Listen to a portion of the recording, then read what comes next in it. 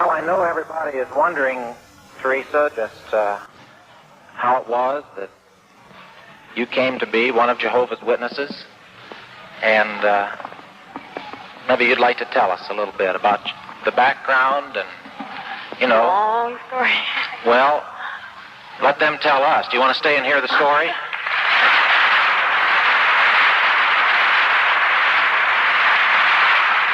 Well, in 1973, I was running crazy and doing all kinds of shows and everything. And my cousin, her name is Peggy Wilson, I had learned that had become one of Jehovah's Witnesses. I really didn't know too much about Jehovah's Witnesses, only that they had the Watchtower in the Awake, which I had read, I think, about 10 years before.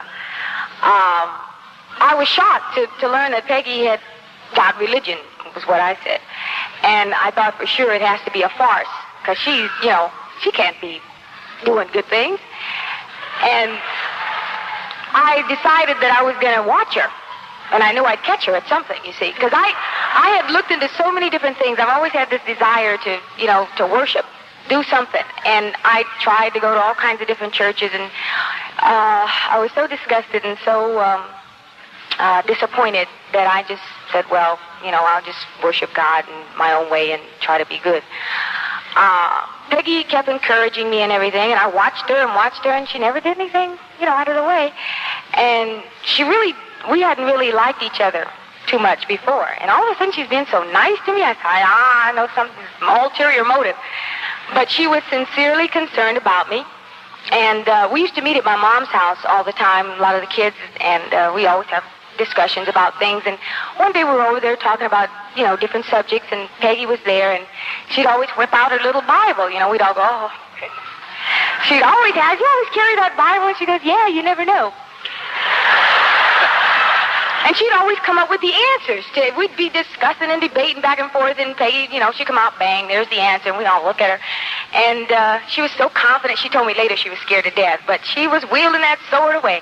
And I was very impressed. I just sat back and listened to her, and I was really impressed with her knowledge of the scriptures, and I wanted to learn some myself. I didn't tell her that.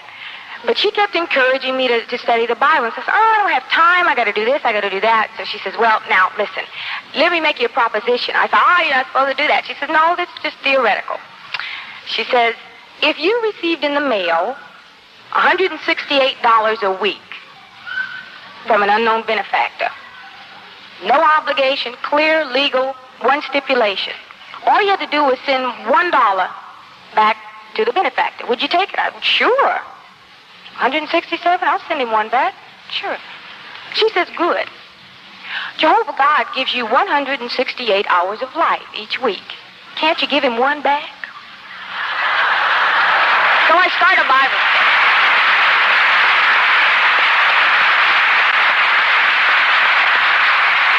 So I set aside 1 hour a week to study the Bible. Late Saturday afternoon, because I go out, you know, I was going out on Friday night. She'd come all the way out to Hollywood. No matter where I was, she'd track me down. Boy, she drove so much to find me. And it wasn't that I was trying to avoid her, but I was really busy and, you know, didn't have time and in show business and trying to be a star and all that. But she kept on with me and just as kind. And once I sat down, though, I'd study for 2 and 3 hours because I loved it. And I was just so excited about everything I was learning. I was like a little gopher. I was just digging and digging, and I wanted to know everything all at once. And I'd ask her things. She'd only been baptized a year, and she couldn't, you know, she didn't know. So she gave me this big blue book called the Aid Book and said, here, read it. So I started reading that, and it was really exciting. And so she says, I says, well, I'm going to read the Bible. So I went home in about 36 hours or so. I just read straight through, read the whole Bible. I came back, and I said, I still don't understand. She says, that's why you have to study. So I said, okay. So I started studying. I was doing fine. And all of a sudden, from nowhere, I get this marvelous offer to go to London to do a movie with David Niven called Dracula. So I said, I'm going to London. I'll see you later. Peggy says, wait a minute. Let's talk about it. She says, take your books with you. No matter what you do, keep your study going. She says, we're all over the world.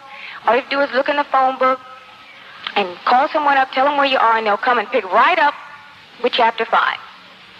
So I says, okay, fine. She didn't tell me then it was Satan get me out of. He didn't get me out of the state. He got me out of the country. And I went to London. I took all these books. It was extra money and everything. I didn't know why I took all these books, this aid book and all that, but I took them. When I got there, I looked in the phone book, and there's this place called Bethel. So I called up, forgot it was Sunday. Nobody was there. Monday morning, first thing I called, and I said, hello, may I speak to Bethel? Or Ethel? So the brother was very kind, and I told him, I explained to him that I was an American. I would be over here doing a movie for about 2 months, and I'd just begun to study in the States, and I wanted to continue on, and my cousin told me to call, and somebody would come. I'm at the Cadogan Square, and I'm in room so-and-so. I'm on chapter 5. So the brother says, he says, very good. I'll have someone around in an hour. I'll have them call you. Will you be there? I said, yeah, I'll be here. So that night, this very lovely lady called named Una Williams. And she calls, she says, hello, is Teresa Graves there? And I said, yes, this is she. She says, the brother called today, and he was so adamant. She says, you must be so eager, dear. She says, he never talks to me. He always waits for Robin, but he talked to me. And I'm just so excited. And so I said, yeah, I want to study and everything. So she says, well, we're having a pre-watchtower study tonight, and here's the address. You jump in the cab, and we'll be there waiting for you. So I said, okay, I'll go watch. Watchtower. So I got in the cab, and I came over, and there were young people my age, and Robin, her husband, was conducting this study. Oh, he's so beautiful. You know, I really liked him right away because he's really an excellent teacher. He was a presiding overseer of the congregation, and he's so articulate and very English, very beautiful, and just got every little point and everything. And I just sat on the floor and just, you know, took it all in. I just got so excited again. And they literally adopted me. I mean, they wanted me to move out of the hotel and come into their home, and I'm thinking to myself, these people don't know me. I could be a crook, anything. And they were sincere. And so I said, well, I'll just come over. And Una insisted that I come and have dinner with them every night. You can't eat that food, she says. It'll make you ill, dear. So I did, and I kept going to the studio, and here I am studying, right, the Bible and doing Dracula at the studio. I didn't know. I was only on chapter 5. I hadn't got to chapter 7. So I'd come home every night and wash my face and get all scrubbed up and put on my jeans and run over to Robin's. And we'd sit up all night long, and he'd sit, everybody would be gone to bed, and we'd be in the aid book. And I wanted to know everything. And we'd dig and dig and dig sometimes till 2 o'clock in the morning. And I was just thirsting and just like a sponge, just taking it all in. I was writing letters to Peggy, and it was great, and it was exciting and everything. And finally, Una says to me, we're having an international assembly, dear, and you must come. If you can find one day, it's August 1 through 5. And so I says, well, we haven't received the schedule for shooting yet, and when we do, if I get one day off, I'll come. I'd never been to an assembly. This was an international assembly. And so 2 weeks later, the schedule came out, and of all the days I had off in 2 months was August 1 through 5. And I thought, wait a minute. I called Una, and I was so excited. I said, guess what? It's such a coincidence. Of all the days I had... And she says, yes, dear, I know. She could see the whole thing. So finally she says, we have a carload, but we're going to send some friends around to get you. Now, be ready at 6:30 a.m. 6:30? It doesn't start until 10 o'clock. She says, yes, dear, and we're late already. So there I was, up at 6:30. I couldn't even see. I don't get up till noon. But there I was standing there, and these other friends picked me up, and they were so lovely. And they were so beautiful. There were no policemen there, and there was no dirt on the ground. There was no trash. The children were disciplined and polite. There was no pushing and shoving, no smoking, no cursing, no rudeness. There was no dissension. There was all these different, about 72 nations represented there in beautiful costumes from Africa and Asia and Japan.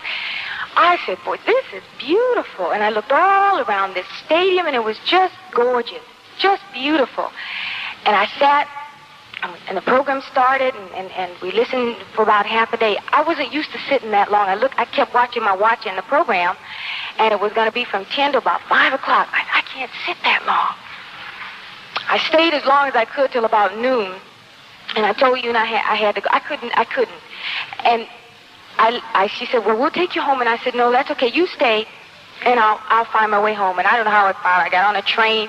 Right away when I left the stadium, there was pushing, and I got to the train station. There was pushing and shoving and cursing and smoking, and what am I doing here? I just left all this beautiful atmosphere. And right away, I could, hit me. This is completely different. I got on the train, and as it rode, I was sad I left. And then my conscience, I guess, started whipping me, and I thought, well, you're not making any efforts to go back, though. So I thought, well, Peggy said something to me once. She says, I'm not speculating. It's just, logical to think, Jehovah being a very practical God, that when he brings this thing to an end, he's going to have all his people together. So I says, what am I doing on this train? I got home, and I was very mad at myself. I was disappointed in myself, and I thought, well, Jehovah doesn't want me because I couldn't sit like the rest of the people did.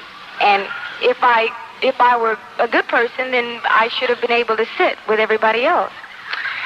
So I cried, and I tried to pray, and I wrote Peggy a 12-page letter and told her, Jehovah doesn't want me. And so the next day I stayed home, and I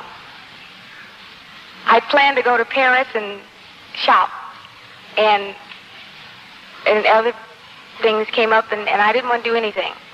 I was very sad, and I sat at home, and the whole day I watched my watch, and I watched the program where they were at the assembly. And then I got mad at myself because I didn't make any effort to get there. So I wrote another letter to Peggy. And I called her, and I was sad, and she says, don't worry. She said, keep studying. No matter what happens, just keep studying. So I says, okay, I'll try. And I was determined the third day to go and stay all day long. By the way, I had gone, I dressed the wrong way. The first day I went, I was all decked out and dragging, cloaks on the floor, and everybody, all this dirt and dust around, and this big old tent. I said, where's the restaurant? She says, we eat over there. It's a big old tent. And this long line, and nobody's pushing and shoving. Third day I was determined. I got up and I called Una. She was very happy. And I came, and I stayed long enough this time for the drama. Well, here's my field, theater, lights, costume, action. This is great. And after the drama, I thought, boy, this is great. There's only a couple of more talks. I can sit through that. And I stayed the whole day. I was so proud of myself. After the day was over, I guess I was happier than anything. People were thinking about getting baptized. I thought, I'm the happiest. I stayed the whole day. They were looking at me, And I went home and wrote Peggy another letter. Called her up, and she said, keep studying. Just keep studying. And I went home and wrote her all the things that had gone on. Went down the list and wrote every little thing. I didn't realize she'd already had an assembly in Los Angeles. She already had the program. I didn't know. So I'm writing all these things. She never said, don't write, just keep studying. Just keep studying. So about that third day, it started to drizzle a little bit. Now, the fourth day, we went and we were there, and everything was beautiful. It started to rain. So, I'm packing up and getting all the stuff ready, and Eunice says, where are you going? I said, well, it's raining out here. Aren't we leaving? She says, no, dear. So I said, but it's raining. We're wet.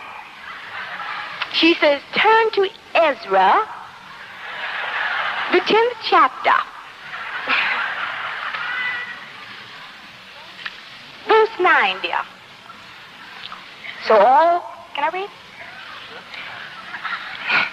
So all the men of Judah and Benjamin collected themselves together at Jerusalem within 3 days. That is, in the 9th month, on the 20th day of the month. And all the people kept sitting in the open place of the house of the true God, shivering because of the matter and on account of the showers of rain.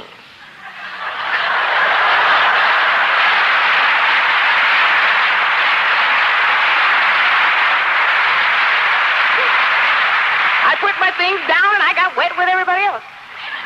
Mr. Noor was supposed to speak. Who's Mr. Noor? I said. Don't worry, it'll be good, she says. The fourth day, it was torrential rain.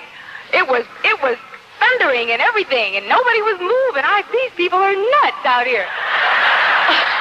I was trying to get back under the shelter and everything. I said, Mr. Noor must be important. Nobody's leaving here. Whatever he's got to say must be so. I'm not going anywhere either. By the 5th day, I felt like one of them, you know.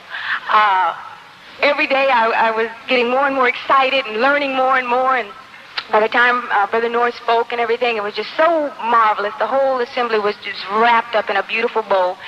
And I thought, this is for me. This is what I want. And after the assembly, I was just full of information. I went back to work, and you walk into the studio that morning, and everybody's getting makeup and hair and everything, and it's busy, and coffee, and da-da-da-da. Where'd you go? I went to Paris. Where'd you go? I went to Santa Fe. Blah, blah, blah, blah, da-da-da-da-da. Teresa, what did you do? I went to the International Assembly of Jehovah's Witnesses.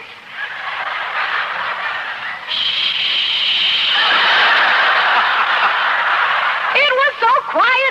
Well, Teresa, see you later, kid. We're on the way out. The whole room cleared. And I didn't know why. You know, I didn't know I was like Brother Swartz, Frank Swartz, whom I studied with. He said, when you first start learning and you come in the truth, you need to be locked up because you're crazy. So I was in the crazy stage. And I was telling everybody, I could corner David Niven, and I wouldn't let him out. I said, you have to hear what I learned. This and that and that and that, and God's grand blessings near at hand, and why it's wise to examine your religion, and why we roll and die, and this is who God is, and where are the dead? That's all before I could go. 5 chapters.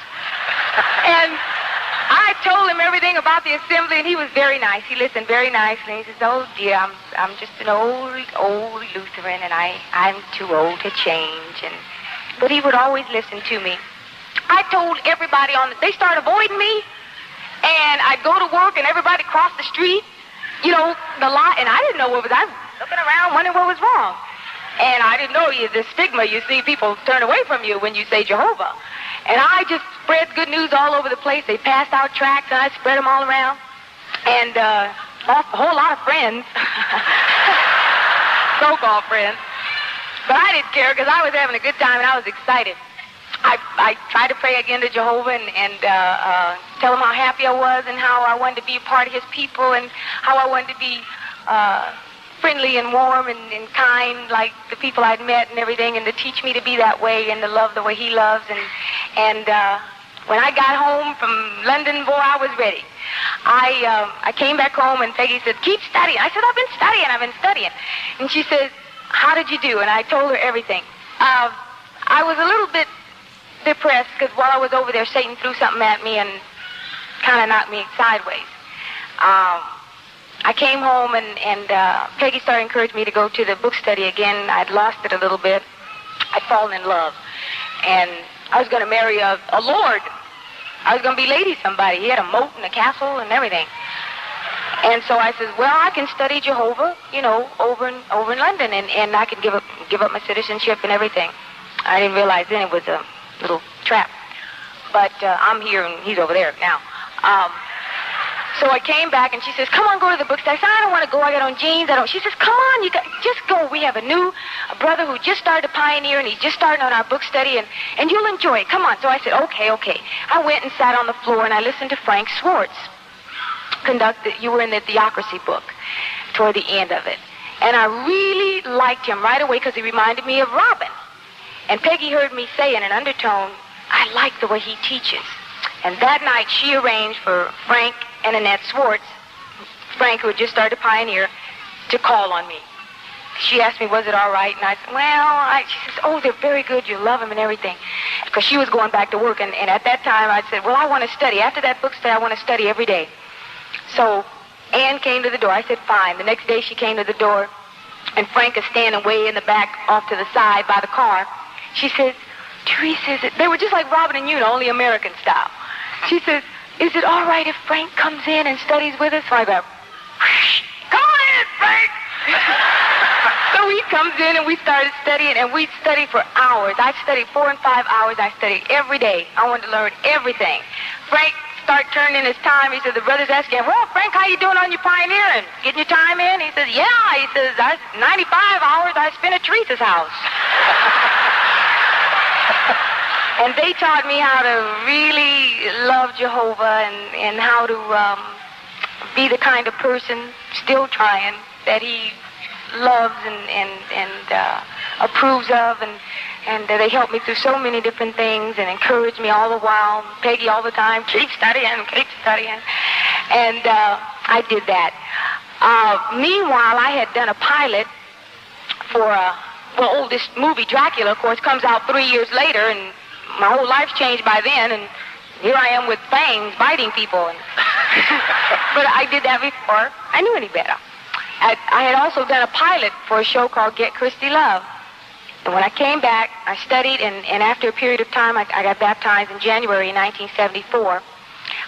In April, I got a call and said, you owe us. You're under contract to do this series.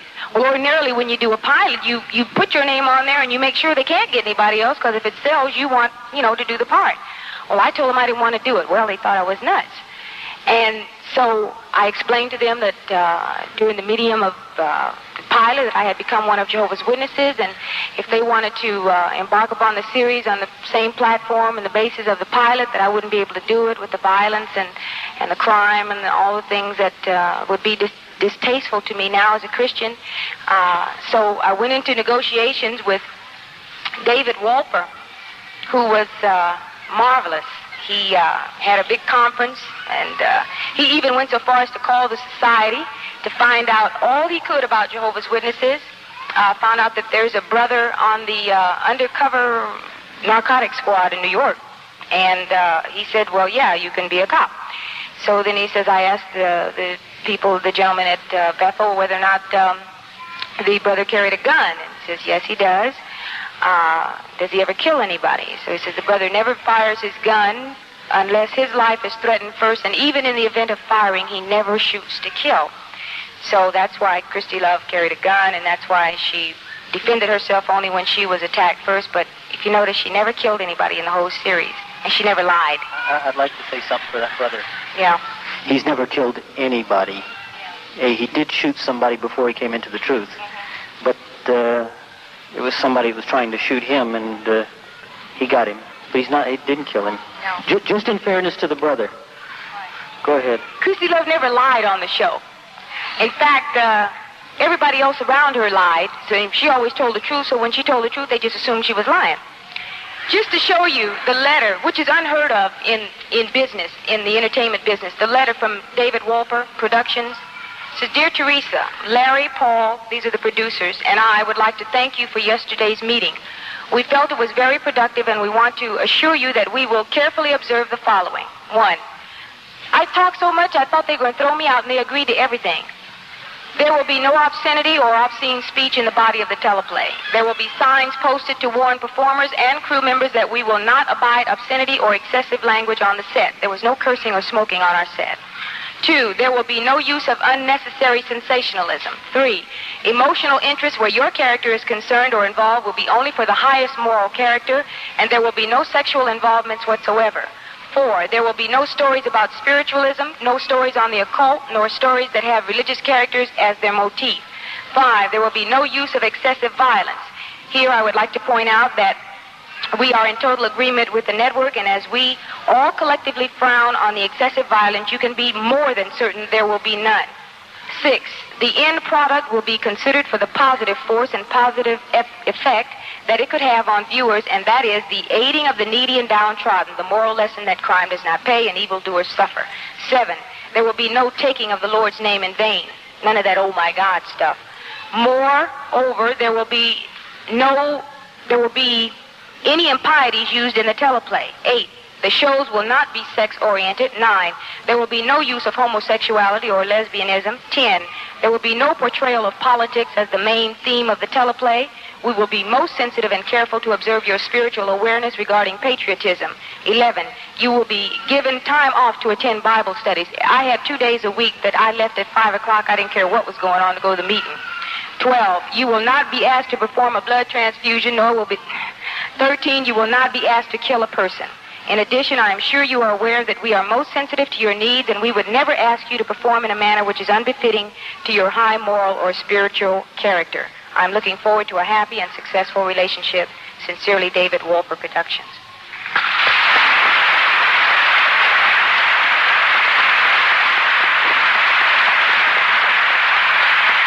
So I got all those things in writing so that in the event, during the course of time, anybody forgot what was said, the old paper came out. We had the 2 days off during the week for our Bible studies. In fact, they started to go crazy. The crew was great. There was no smoking or cursing on our set, and all over the Universal lot, people would come over just to see what was going on over there. And they would walk in, and they would say, "Well, she doesn't allow you to smoke, man. You can't even curse if you don't want to." And the crew says, "Yeah, and we like it. We have a lady here, and you respect it or get off our set."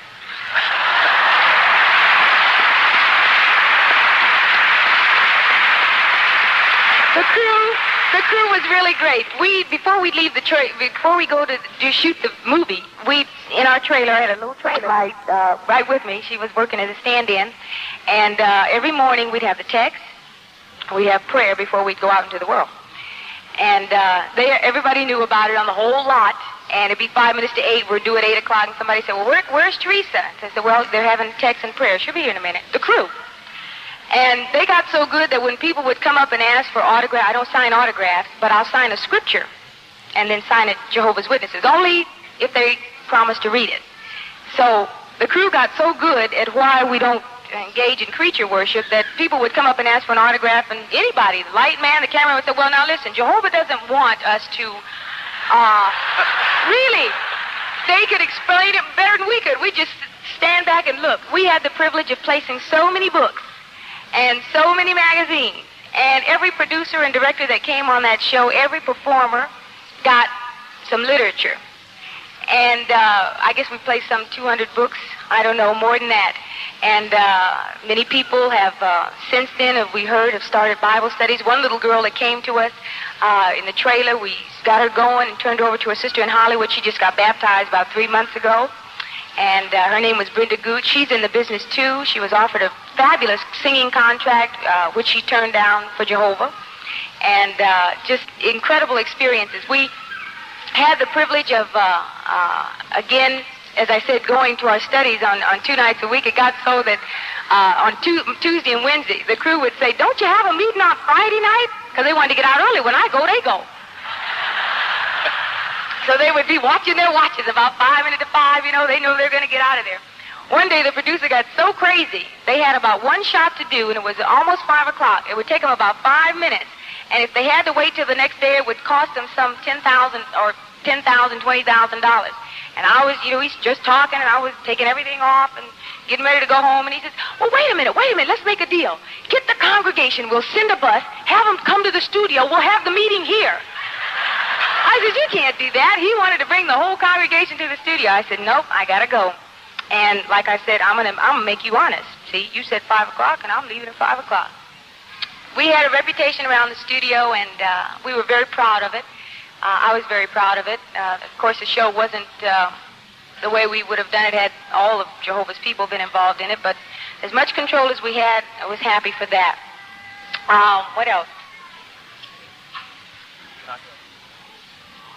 What did I forget, Dean? No.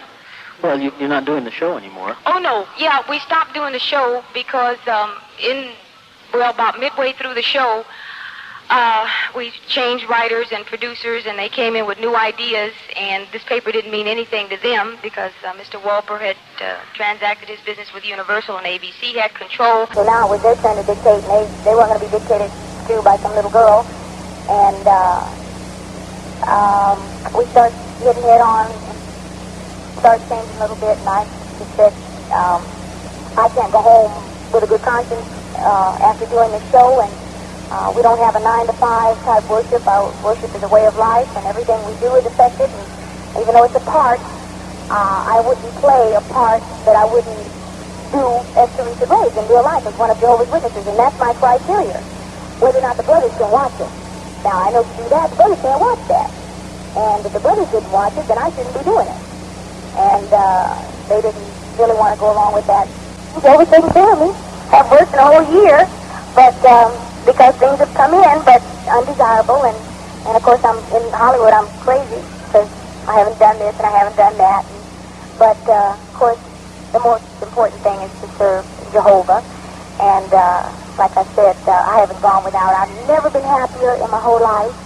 And I've never been so full of joy and contentment.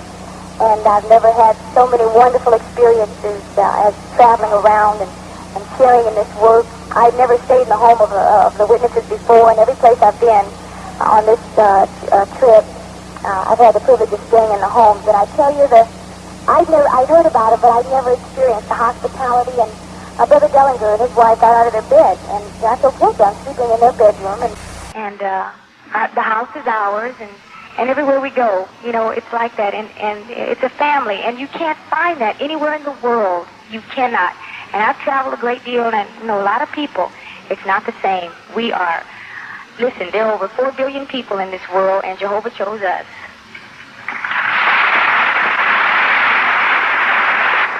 This was a letter that was written to a brother in Malawi by a German sister who had been in the Nazi concentration camps. Brother Harry Good gave me these 2 letters. He couldn't let me know who the parties were, or how the letter got out of Malawi or anything, but he did say I could copy them. The German sister's letter to the brother in Malawi for the purposes of encouraging him. Dear brother, this was exactly the case in Paul's day when he was imprisoned, wasn't it? He said it became public knowledge in association with Christ among all the Praetorian Guard and all the rest. And most all the brothers in the Lord, feeling confident by reason of my prison bonds, are showing all the more courage to speak the word of God fearlessly. We're hoping that all this publicizing will make Banda back down a little. But of course, it is not in man we're putting our trust, but in Jehovah's power. And as Paul points out in 2 Corinthians 1, 8 through 11, our prayers in their behalf do help. And it is an encouragement to us to know that the brothers there are remaining strong-hearted. Additionally, we here at headquarters are closely watching with great interest the trend the leaders are taking toward religion. Even though serious and momentous days lie ahead for us all, there is every reason for us as Christians to have implicit confidence in Jehovah, the God of salvation. Again, we express our gratefulness for your great demonstration of love. Just as you have exerted such generosity and loving kindness, so likewise Jehovah will fill you up with all the things he has promised to those who show the spirit you have. Just as stated by Paul in Philippians 4, 18 and 19. May Jehovah continue to bless your works of love and keep you under his mighty wing of protection. Psalm 91, 1 and 2. And here's the answer from our brother in Malawi. Dear sister, I thank you very much for your letter, and I am grateful to have this for the first time from Germany. I am glad for your encouraging way. I have received your comfort with hopefulness, because certainly Jehovah has brought us back to our homeland for reasons. I agree with you. I am not commenting on all you have written, but I just want you to know that although persecution is growing greater and greater, we shall stand for Jehovah forever. As you have reminded me of the olden days, yes, we have good reason to trust in Jehovah because we have pictures to look at. So we know how Jehovah served his people, and it is the same God whom we are serving. So we know he will do the same as he did in the past. The conditions seemed to be good when, after being attacked by the Youth League gangsters, we could go to the police and the police give the brothers bail bonds so that the brothers could stay. But now this has changed. Instead, now they are taken to the prison. I don't know what happens to them there. I will let you know when I find out, because I am still in my hiding place. Some brothers tried to flee to other countries, but the Malawi authorities asked the other brothers, the other countries, not to receive them, but to send them back for persecuting. So you can see that we now have reached a panic state. Another thing, they take a husband and a wife and leave only the children without anybody to care for them. While on the other hand, we have no food or money, and we can't even support our children. So now we have nowhere to go, nothing to do, no house, and we're hungry. But as I can see, many of us are still not wavering.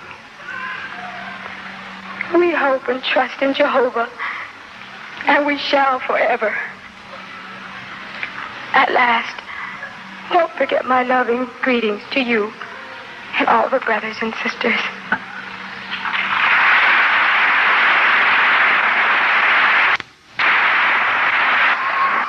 Well, it certainly has been a real comfort to all of us to be together, to share these experiences, to share this